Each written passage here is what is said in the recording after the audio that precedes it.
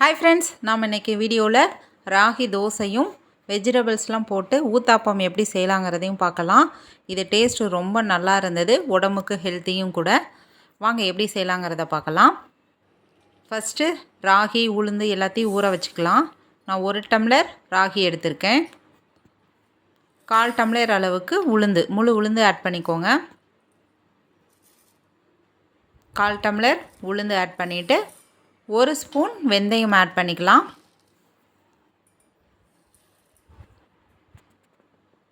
கால் tumbler அளவுக்கு அவல், வெள்ளை அவல் எடுத்திருக்கேன். நான் சிகப்பு அவல், ரெண்டில் எது வேணாலும் நம்ம யூஸ் பண்ணிக்கலாம். நான் வெள்ளை அவல் போட்டிருக்கேன். இதை ஒரு 5 டைம் நல்லா வாஷ் பண்ணிவிட்டு அதுக்கப்புறம் நல்ல தண்ணி ஊற்றிடுங்க. நிறையா தண்ணி ஊற்றி ஊற வச்சிடலாம். இது ஒரு 4 மணி நேரம் ஊறினா போதும். இது வெயில் காலங்கிறதுனால ரொம்ப நேரம் ஊறினுச்சுன்னா மாவு சீக்கிரமே புளிச்சு போயிடும். அதனால தான் நான் ஆல்ரெடி இட்லி தோசைக்கு மாவு அரைச்சேன். அதனால் நான் கிரைண்டர்லேயே போட்டுக்கிறேன். 4 மணி நேரம் ஊறின பிறகு நம்ம ஊறின ராகி, உளுந்து, அவலை சேர்த்து ஊற வச்சது எல்லாத்தையும் போட்டு நம்ம அரைச்சி எடுத்துக்கலாம். நம்ம மிக்சிலையும் இதை அரைச்சி எடுத்துக்கலாம், நம்மளோட விருப்பம்தான். நான் கிரைண்டரில் அரைச்சி எடுத்துக்க போகிறேன். நல்லா நைஸாக அரைச்சிக்கோங்க.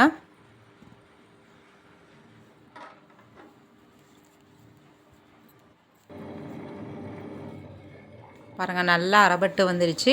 அதை நம்ம இப்போ இது ஒரு பாத்திரத்துக்கு மாற்றிடலாம்.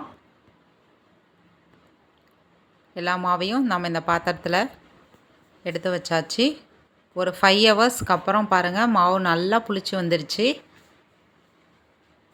நாம் குளிர்காலமாக இருந்தால் 8 ஹவர்ஸ் கூட புளிக்க வைக்கலாம். இது வெயில் காலங்கிறதுனால 4 to 5 ஹவர்ஸ் மட்டும் வச்சா போதும்.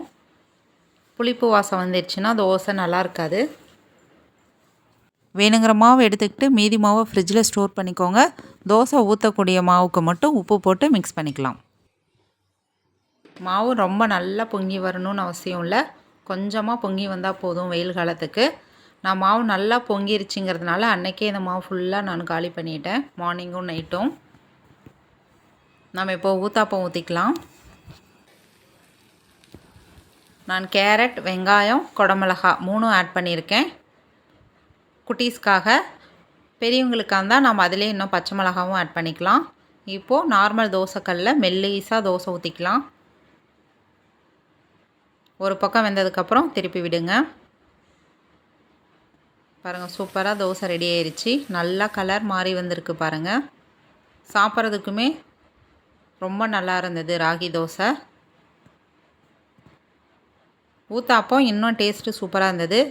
கேரட், குடமிளகா, ஆனியன்லாம் போட்டதுனால ட்ரை பண்ணி பாருங்கள். நாம் இந்த தோசையை மொறுமொறுன்னு வேணாலும் ஊற்றிக்கலாம், ஊத்தாப்பம் போல் மொத்தமாகவும் ஊற்றிக்கலாம். ரெண்டுமே டேஸ்ட்டு சூப்பராக இருந்தது. நம்ம கொஞ்சம் கூட அரிசி சேர்க்கலை இந்த ராகி தோசைக்கு. ரொம்ப ஹெல்த்தியான தோசை. இந்த வீடியோ பிடிச்சிருந்தால் லைக் பண்ணுங்கள், ஷேர் பண்ணுங்கள், சப்ஸ்கிரைப் பண்ணுங்கள் ஃப்ரெண்ட்ஸ். தேங்க்யூ.